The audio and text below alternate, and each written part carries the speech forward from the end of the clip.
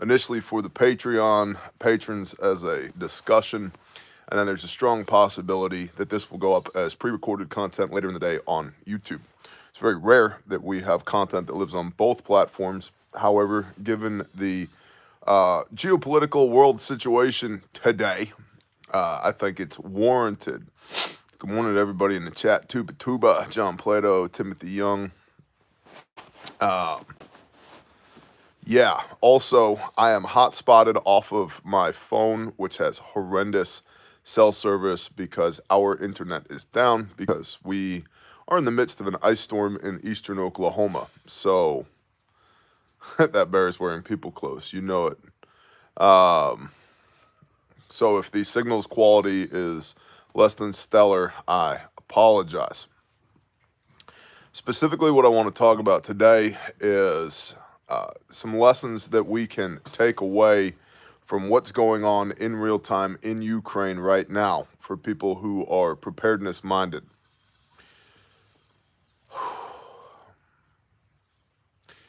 For those that don't know, and I think the entire world knows right now, Shalom Hans. Well, and Timothy Young, you point out, how much of the Ukraine news do you really believe? Here's the thing to understand. The news of what's happening in Ukraine, because of the proliferation of communications technology among the general populace, aka cell phones, it's not simply mainstream media that's reporting, and there's lots of good reporting, or at least adequate reporting that's going on this issue around the world, both in the United States and in Europe and in Asia as well, and in Russia as well. And so when we look at OSINT, open source intelligence, part of that's going to include reporting from major media outlets. And we know that they always have an agenda, right? They always have an agenda, comma. It's not just them who are reporting.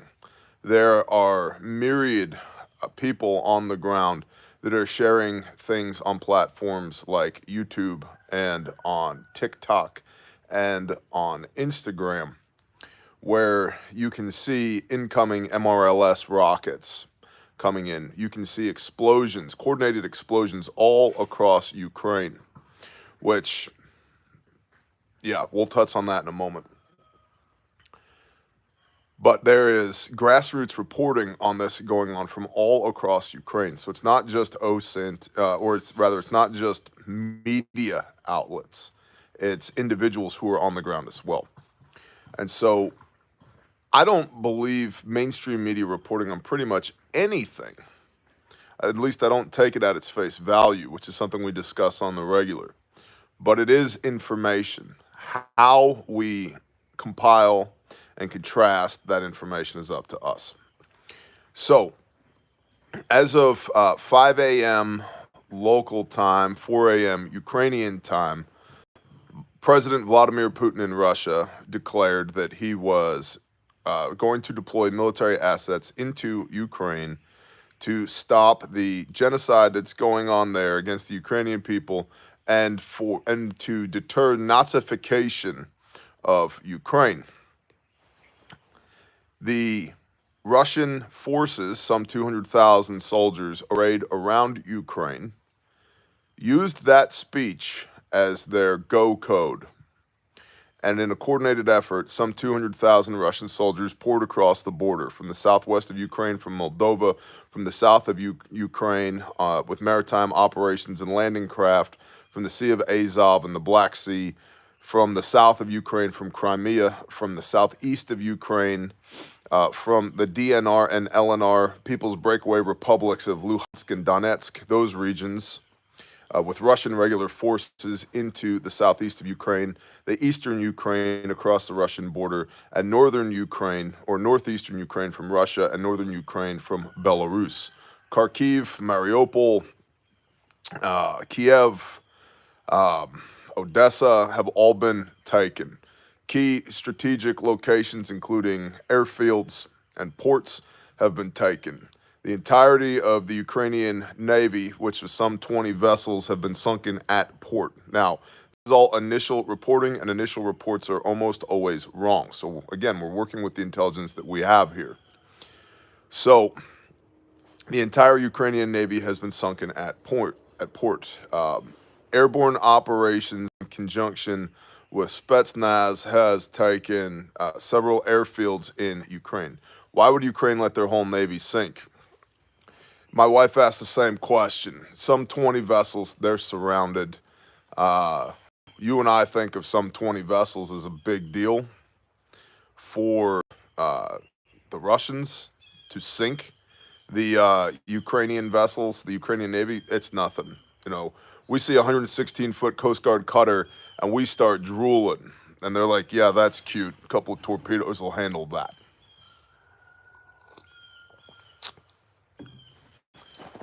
In cities all across Ukraine, in conjunction with the mobilization of Russian troops, explosions started happening. Explosions started happening in a coordinated effort on key infrastructure. This tells me, which we had known or suspected for a long time, that there were absolutely Russian operatives inside of Ukraine, partisan types, separatists, on behalf of the Russian government.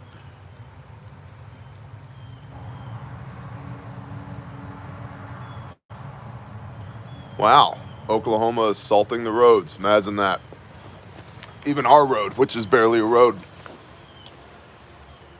This tells me that there were coordinated, organized separatist elements within Ukraine, and there were targeted attacks on key infrastructure that were incredibly well orchestrated. Again, Putin's speech being the go code. So let's talk about now. So there's these military operations are ongoing, right? They're ongoing. Russia is moving right now. Where are they moving predominantly?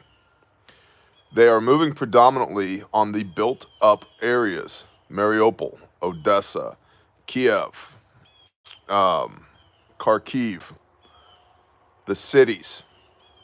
I get a lot of pushback from a lot of people, myself and others, namely Pastor Joe Fox of Viking Preparedness, who say, hey, get out of the cities, get out of the built up areas.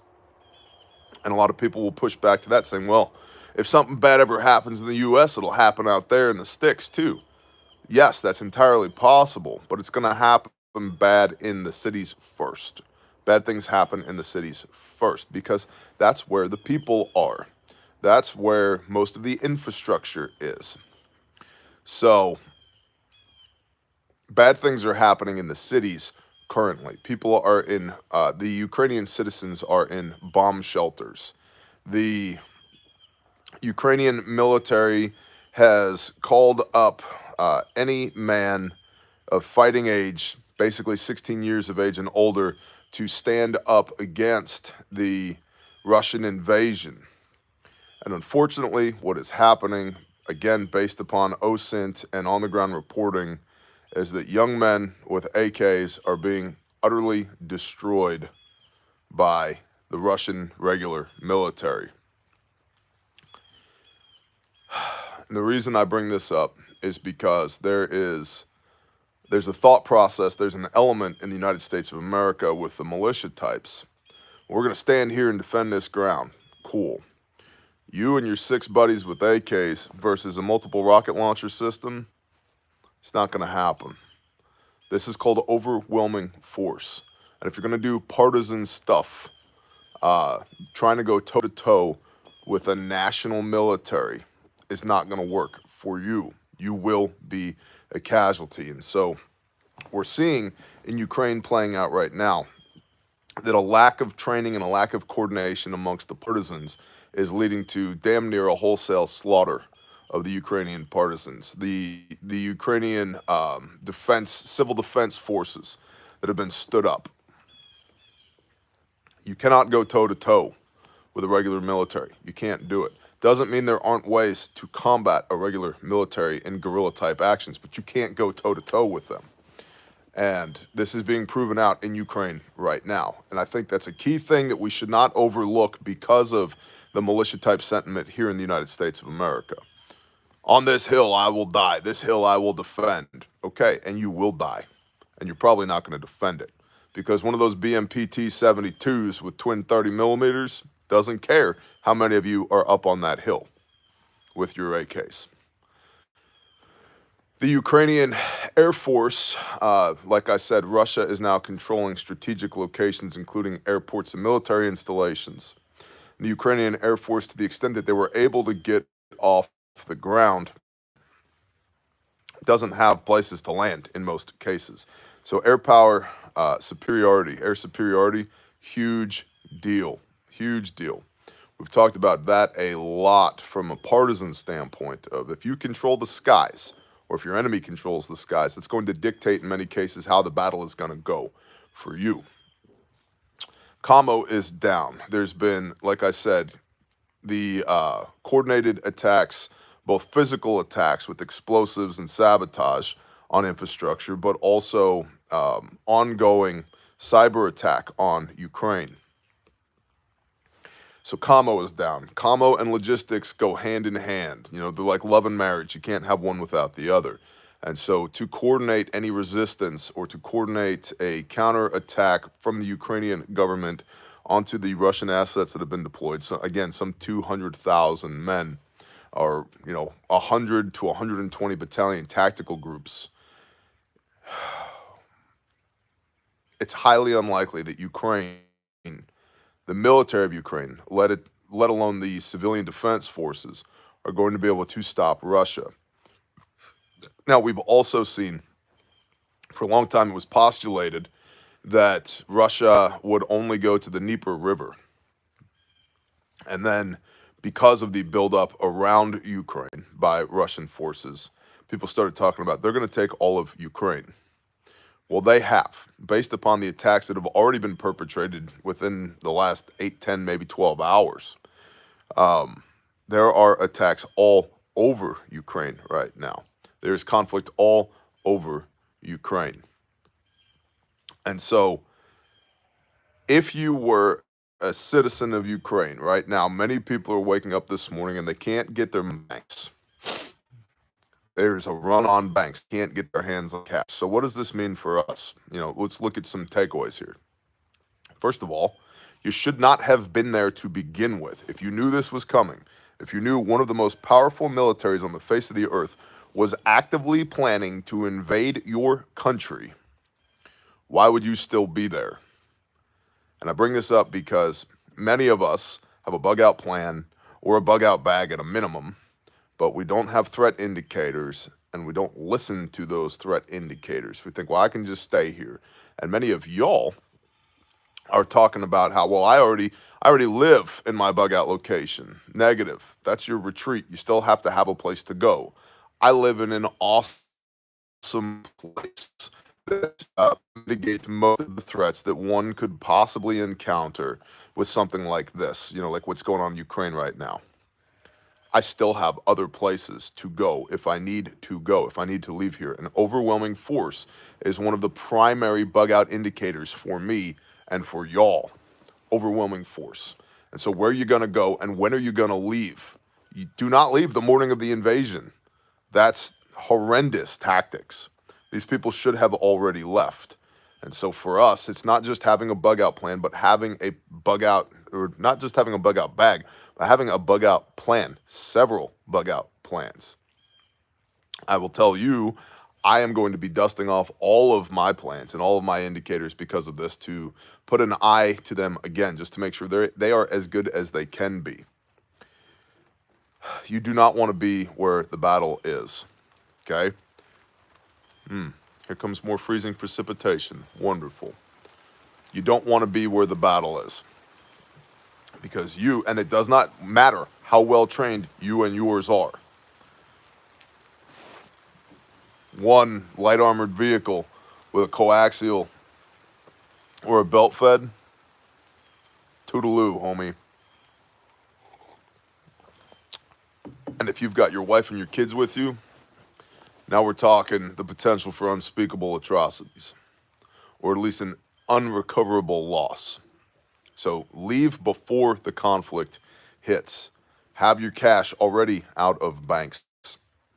Have a Kamo plan in place. And also understand that Kamo is not just radios, because there is active jamming going on right now in and around these regions where Russia is operating. Russia has gotten very good at signals jamming. And so their freaks are open. The Russian freaks are open. Else's freaks, not so much. And so should you have radios and know how to use them? Absolutely. But commo is more than radios. So you got to know you need plans for this stuff.